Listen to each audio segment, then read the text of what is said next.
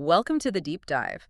Our mission today is pretty specific, and I should say right up front, it's deliberately anti-nostalgic. That's a good way to put it. We're not here to look back and reminisce. We're here to run a crucial analytical stress test on the institutions we're all living with right now. That's right. We are plunging into the archives of the New Yorker magazine, specifically from 1991.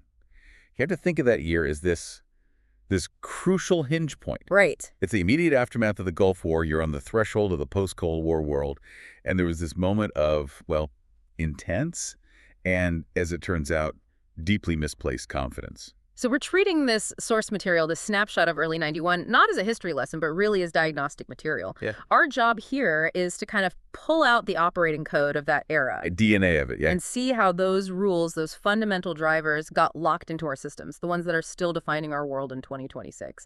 We're looking for the permanent consequences of what seemed like temporary crises. And to do that, you really need a cold, analytical framework. We're prioritizing systemic drivers and incentives over, individual events or popular opinions. We're looking for three things in every piece of analysis we do today. First, the stimuli. What were the immediate pressures or incentives that drove the big policy decisions at the time? Okay, the why now. Exactly. Second, the institutions. These are the formal or informal rules of the game, the very structures of power that process those stimuli. And third. And third, the structural blind spots. This is the key. What were the systemic vulnerabilities or the underlying truths that were just invisible to the observers at the time, but which really held the keys to the future? So when you say the structural blind spot, are we talking about things that were just too close for people to see, or are these things that the dominant narrative was actively filtering out? It's often both. Yeah. It's what the institution is systematically designed not to calculate. The sources we have give us a really wide view. We're spanning major geopolitical shifts. You've got the Gulf War, Soviet decay. But also severe domestic crises. Severe. We're looking at New York City politics, judicial battles, and some very, very messy underlying economic anxieties. It's a fascinating cross-section of global confidence just colliding head-on with local decay. Okay, so let's jump right into the big one. The Gulf War. It just completely dominated the narrative in early 1991. It was everything. And the sources reveal this very specific story being cemented in real time. The idea was about establishing a magnificent coalition against aggression. And that overwhelming force was the indispensable underpinning of any successful diplomacy. The narrative was crystal clear.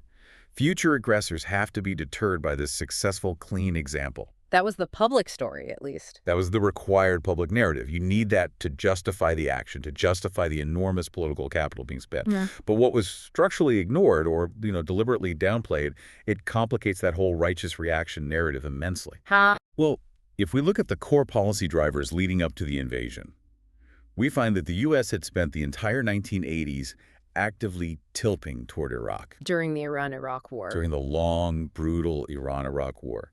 So Saddam Hussein wasn't just some regional tyrant who popped up out of nowhere. Structurally, he was a proxy. An asset. A very important one. American policymakers believed they had found a reliable new policeman in Saddam Hussein, someone to ensure Gulf stability. Institutionally, the focus in Washington wasn't on the internal nature of his regime. The human rights abuses, the brutality. All of that was secondary.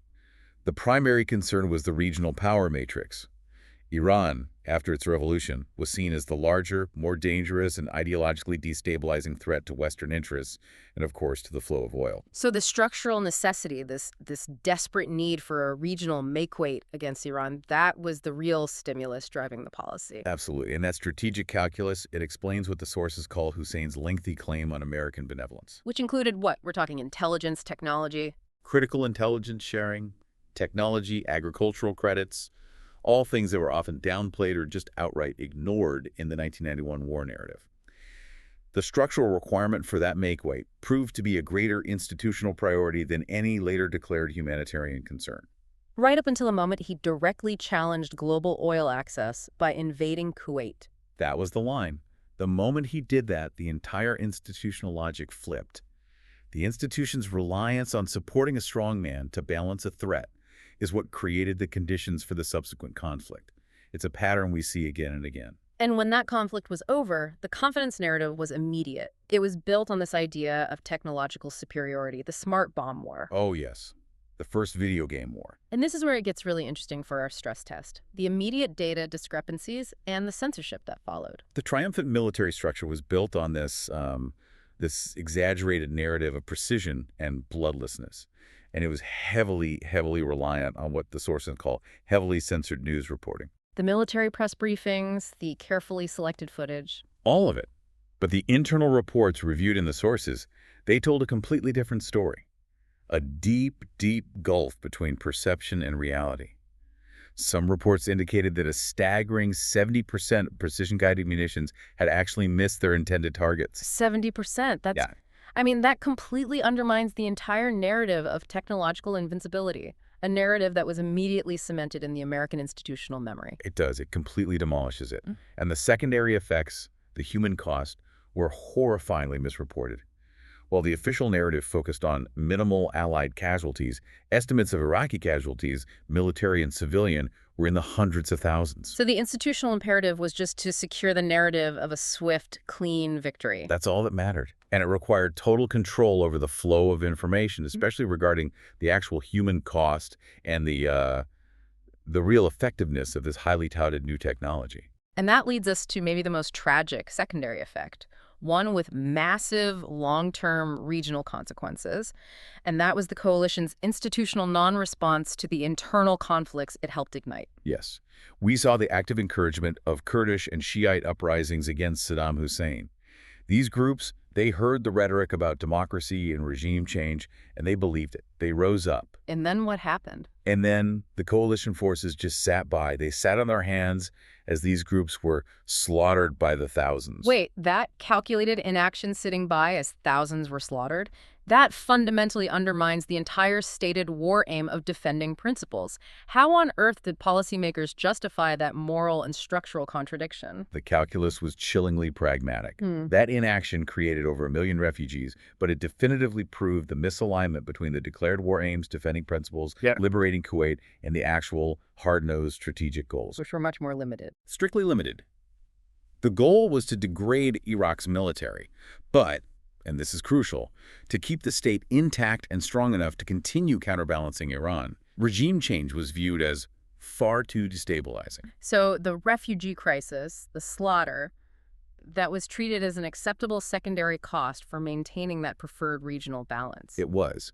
The institutional priority was stability over humanitarian intervention. Period. This friction wasn't just on the battlefield, though. It extended to the highest diplomatic levels.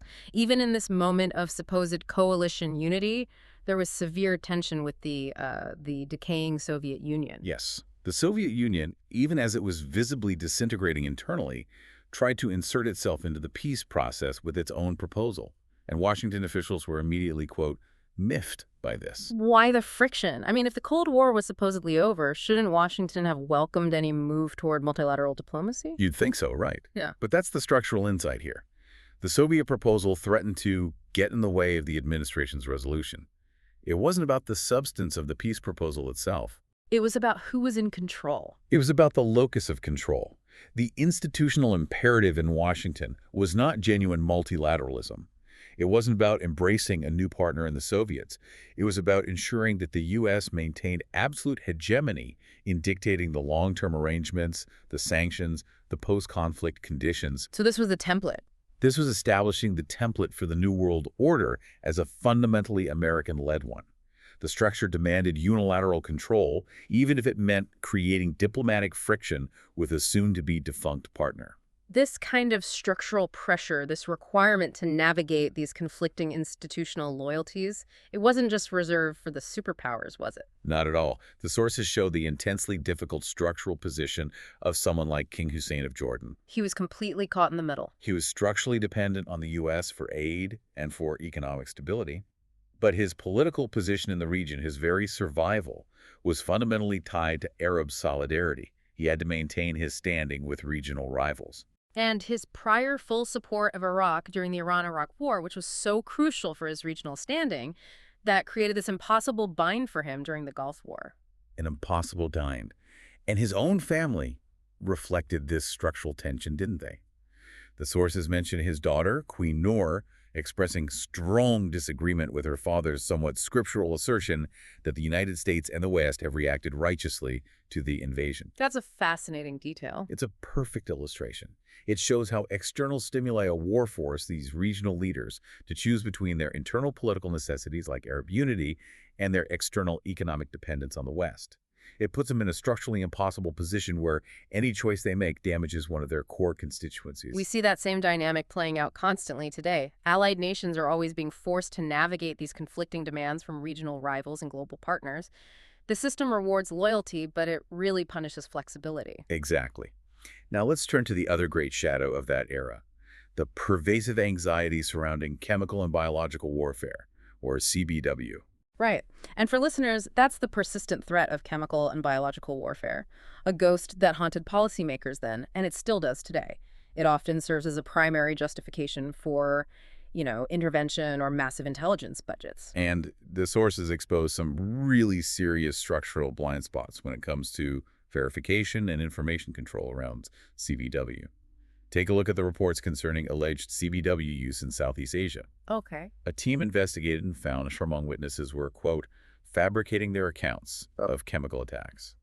A Shamong leader later admitted that the last reliable report was genuinely in 1979. Despite many accounts surfacing for years after that. For years. So you have this flow of unreliable information that continues for a decade, feeding the threat narrative and likely justifying institutional action, even after internal reliable assessments had debunked the most recent claims. That sounds like an institutional preference for the exciting, useful narrative over the boring, verified truth. It is the information threat paradox in action. If you need to justify an institutional structure that's designed to counter a threat, that threat has to be constantly visible and current, regardless of absolute verification. And we see this even more clearly with this Sverdlovsk anthrax outbreak, right? Yeah, the 1979 outbreak in the Soviet Union. Yes. The sources mention a key expert, a Dr. Messelson, who was convinced the outbreak was of natural origin. He thought it was probably caused by fodder, contaminated feed for livestock. A plausible, non-military explanation. A very plausible one. Yet, despite this conclusion, he stressed that he was still awaiting Soviet action to clarify what the military research facility across the street might have been doing 10 years ago. So even with a likely natural cause, the mere possibility of secret military activity was enough to sustain this profound long-term doubt. Exactly. The implication, which was driven by this deep institutional anxiety, was that the existence of the military facility itself acted as a permanent uncertainty generator. It fed the institutional need for suspicion, even when the verifiable cause was probably non-military. And this dance of suspicion, it was essential to the whole structure of arms control. Absolutely essential. The Soviet Union, for their part, was strategically leaking information to counter U.S. estimates. They were asserting their chemical weapons stocks do not exceed 50,000 tons. While at the same time, American spokesmen who were unwilling to trust any Soviet data were providing these deep background leaks to reporters, Right. allowing them to cite these ambiguous Western expert estimates of Soviet capabilities, which of course invariably inflated the numbers. This is a critical point. The structure of Cold War arms control required a narrative of persistent, verifiable threat, regardless of verification difficulties or transparent data. The institutional incentive wasn't clarity, it was policy justification. It had to keep the talks going. We had to maintain momentum for arms reduction negotiations, and that required a known, capable adversary, even if the data itself was manufactured or amplified through these carefully controlled leaks. This normalization of unreliable information streams, where official policy is justified by carefully managed leaks citing Western experts. That's a recurring structural feature we certainly still observe today. It never went away. Okay, let's pivot from these global conflicts to how the system was stressing closer to home. 1991 showed severe institutional tension in the U.S. domestic sphere, and one of the most significant structural shifts was catalyzed by the resignation of Justice Thurgood Marshall. This is arguably the clearest example in the sources of a seemingly temporary event, a single resignation, causing a profound and permanent structural change in American governance. Marshall's tenure was synonymous with the Civil Rights Revolution. And the protection of the indigent in the judicial system. He was a titan. But by 1991, the sources noted the institutional consolidation was already well underway. Over half the entire federal judiciary had been appointed by President Reagan or President Bush. So once Marshall's vacancy was filled, a clear conservative majority on the Supreme Court was locked in. It was locked in. And that's immense influence. The court, which had already greatly increased its influence on domestic policy in the 30 years prior, was now moving into a totally new phase. Marshall himself noted that the court had begun to gouge precedent. He didn't say revisit or re-examine. He said gouge. Gouge. He wasn't talking about minor tweaks. He was signaling a fundamental and likely permanent shift in the judicial system's direction on core domestic policies. We're talking civil rights, criminal justice, federal power. Everything was on the table. To gouge precedent suggests a willingness to aggressively discard settled law. And this institutional consolidation, the shifting of the entire judicial foundation, it has, just as Marshall predicted, lasted for decades. It's fundamentally altered the legal landscape for subsequent generations. It's the institutional inertia of judicial appointments. They are often the longest-lasting legacy of any administration. They create these structural policy shifts that last far, far beyond the term of the president who appointed them. And we see a similar, though maybe more immediate, struggle for political advantage playing out in the legislative sphere, specifically around the Civil Rights Bill dispute of 1991. This wasn't merely about drafting good law, was it? It was about the weaponization of legislation for political branding. Oh, completely. The stimulus here was nakedly calculated political advantage, not legislative substance. The proposed legislation itself was quite broad. It was designed to prevent the recurrence of Iran-Contra-like actions and repeal laws that allowed the exclusion of Congress from certain executive decisions. But the primary focus quickly became racial politics. It did. Republicans successfully branded the bill a quota bill. And that label stuck. It stuck immediately. This is a classic example of political branding. You replace complex legislative substance with a single, highly emotional, and easily digestible label. A label designed to tar those who supported it as supporting quotas. The brilliance of the tactic was its simplicity and its ability to mobilize opposition instantly. So the key takeaway here for us in 2026 is that this technique of replacing policy substance with a single politically explosive label, it was really codified right here in 1991. Absolutely. The strategy was so potent that it created this profound institutional distortion.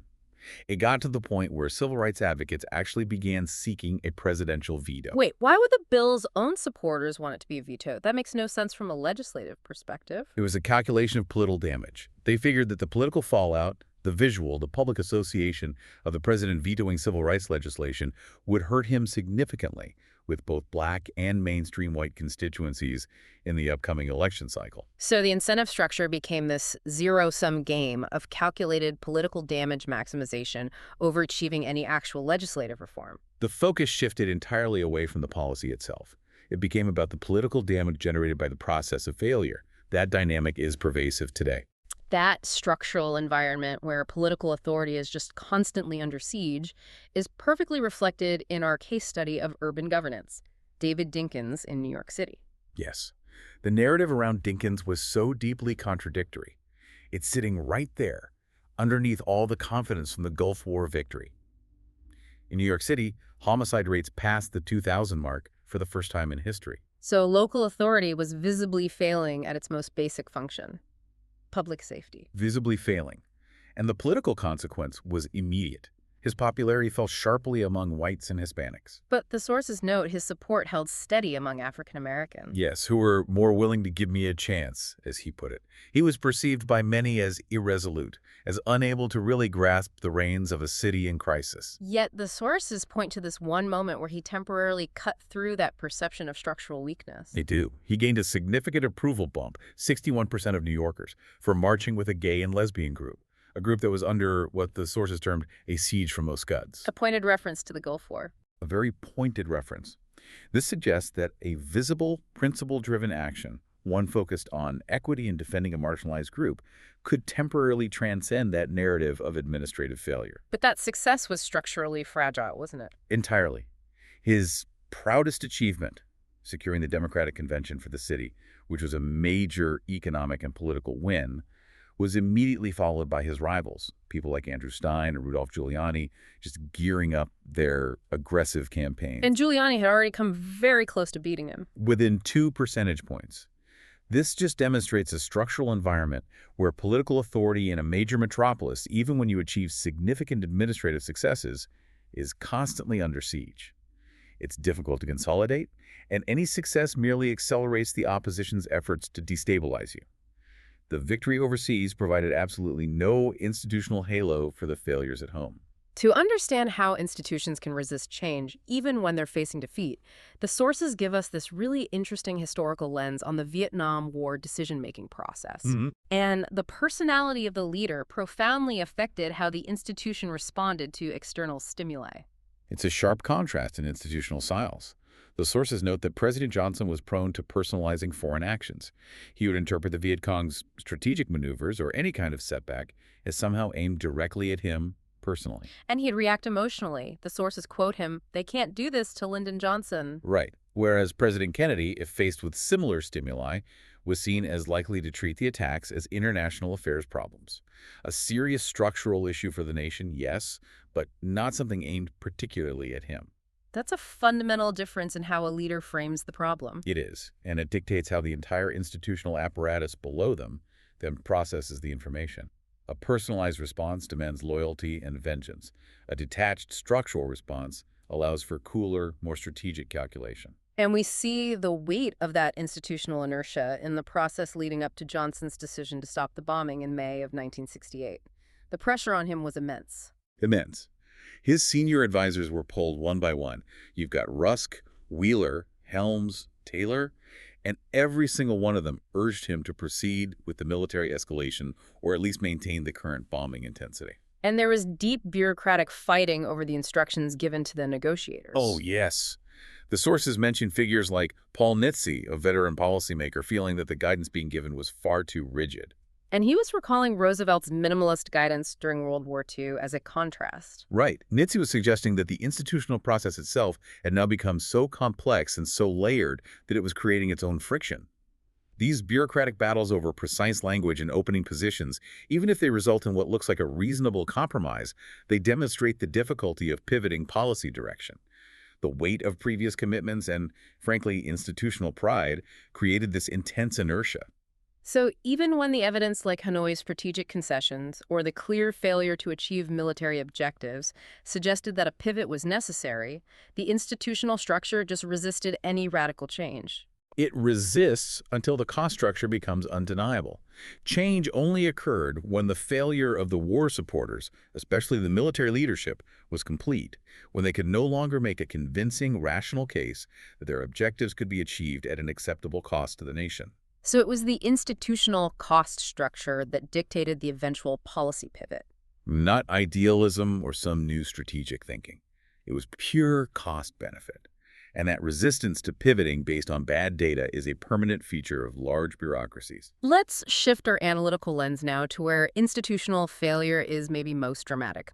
The economic and social structures that are thriving completely outside the visible regulatory framework. The Chinatown labor structure in 1991, as detailed in the sources, is a profound example of systemic exploitation. It really is. The economic life of new immigrants in Chinatown was fundamentally built upon what the sources call a black economy. The stimulus was obvious, an intense need for work combined with language barriers, cultural isolation, and a lack of familiarity with official U.S. institutions. And the consequence was a systematic rejection of formalized labor structures. A total rejection.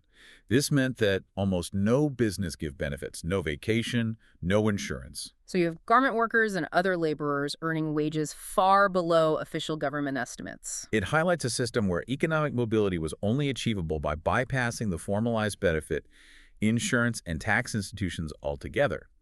This structure provided cheap, flexible labor for the businesses, but it left the workers completely unprotected by the state. That is a massive institutional failure to enforce basic labor standards, and it leads to this permanent undercurrent of shadow labor. And this shadow economy wasn't just tolerated, it was stabilized by the fusion of legal and illegal networks, creating its own kind of quasi-governance structure. And that's the key institutional lesson for us. The sources point to the case of Johnny Ing, the shrimp king of the world, a legitimate businessman who was also involved with a smuggler, gambler, and political fixer named Wu. The institutional reality was that tong bosses and drug dealers and bookies are often also legitimate businessmen. So You're saying these illegal activities weren't just tangential to the community, they were the actual financial ballast holding up the legitimate power structure. In many ways, yes. The criminal element was financing the social and political roles needed for stability within the community. And if we look at where the community goes for protection, we see the complete failure of the state to maintain a monopoly on security. It's a total failure. Protection against violent crime. The sources mention Vietnamese gangs who specifically targeted elders, knowing they won't report the crimes. That protection is secured not through the official New York Police Department, but through personal connections and informal power brokers. There's that incredible quote from a resident: "We know a policeman who is more powerful than the gangs, so we don't pay. It depends on your business and who your friends are." That is just a devastating commentary on institutional failure. When official state institutions, the police, the labor department, are weak or mistrusted or just unable to deliver core services like security and justice, community reliance predictably shifts. It shifts to powerful, informal, quasi-legal fixers. Exactly. This resilience of informal power is a permanent structure that defines inequality in major urban centers. It completely bypasses democratic and legal institutions. Okay, let's shift from those informal structures to the physical structures and governance systems that were supposed to impose order. First, the paradox of the skyscraper. Right. The sources noted that the prediction of the skyscraper's demise in the 1990s was, quote, repeatedly prematurely asserted by critics. The critics were arguing for its failure based on what seemed like totally solid, common-sense reasons. They were uneconomic to build, they offered inefficient rentable space, and they injured their neighbors by depriving them of light and air. From a purely rational economic efficiency stimulus, they should have vanished. They should have. Yeah. But the market defied those rational assumptions. Which reveals a critical structural blind spot. A huge one. The analysis failed to account for powerful non-economic stimuli, things like prestige, institutional identity, corporate signaling, the need for massive centralized corporate housing. The skyscraper is an institutional symbol that transcends mere square footage efficiency. So these powerful non-economic drivers maintained the skyscraper's viability despite all the rational counterarguments. It shows how institutional status can completely override market logic. A far more serious institutional failure, though, and one that is deeply relevant to us today, is the Superfund paradox, the problem of hazardous waste cleanup. A total mess. After a decade and billions of dollars spent, the system was gridlocked. The sources cite an alarming lack of progress. Fewer than 60 out of 1,200 identified sites had actually been cleaned up. This is a textbook example of a governance structure that actively sabotaged its own environmental mission through a flawed institutional design. Absolutely. The stimulus was the perceived need for accountability, the idea of making the polluter pay. The institutional failure was the liability system itself. Can you elaborate on that? How did the liability system create the failure? Well, the Superfund law required establishing, often decades after the fact, who sent what waste, how much of it, and where to a given site. So every single site. For every site. And while this approach sounds good in theory, accountability for pollution, it mandated this incredibly complex, protracted process of negotiation or litigation with every single entity believed to be responsible no matter how small their contribution was. That sounds like a lawyer's dream, but an absolute environmental nightmare. If you incentivize litigation over cleanup, you're going to get decades of legal fees. And that is exactly what happened. The consequence was massive spending on legal battles, not on remediation. Yeah. Estimates for the full cleanup cost ballooned to $500 billion. Wow. With projected cleanup times ranging from 30 to 60 years. Companies spent millions of dollars just proving they didn't contribute or trying to shift the liability onto somebody else. The institutional design prioritized conflict and pinpointing historical fault over effective, timely environmental action. The structure itself incentivized gridlock. So the system was fundamentally designed to protect the principle of liability rather than the environment itself. That's institutional self-sabotage on a truly massive scale. It's a perfect example. So we've used this 1991 archive as a critical stress test. Now we need to synthesize what of that era has become a permanent foundational feature of our institutional landscape in 2026. What were the temporary decisions that got locked in permanently? Well, first you have the judicial legacy. The permanently high influence of presidential appointments on the judiciary has created a fundamental alteration of legal interpretation. It's enabled the court's willingness to gouge precedent and redirect domestic policy for generations. So that institutional mechanism ensures long-term conservative consolidation, regardless of the current political winds. Exactly. Second, the economic normalization of shadow labor. What we saw exemplified in Chinatown, these highly profitable, informal economies existing entirely outside formalized benefit and insurance systems, that has become a normalized fixture of the service and gig economy. Which reinforces deep structural inequality that official institutions either struggle with or just decline to regulate. They decline to regulate it. And third, the codification of calculated political branding. The rise of tactics like successfully branding the Civil Rights Bill quota pill shows that the political advantage you can get from simple, damaging labels has permanently superseded substantive policy debate as a primary political tactic. So the institutional focus is now primarily on immediate image control and political damage, not on complex legislative compromise. That's where we are. So if those are the permanent consequences, what are the 3 or 4 most critical structural lessons from 1991 that we can apply analytically to our current challenges in 2026? Okay, number 1, the peril of the make-weight strategy. The institutional reliance on supporting regional strongmen, exemplified by the U.S. relationship with Saddam Hussein to balance larger perceived threats, is fundamentally unstable. The institutional stimulus is achieving immediate regional balance.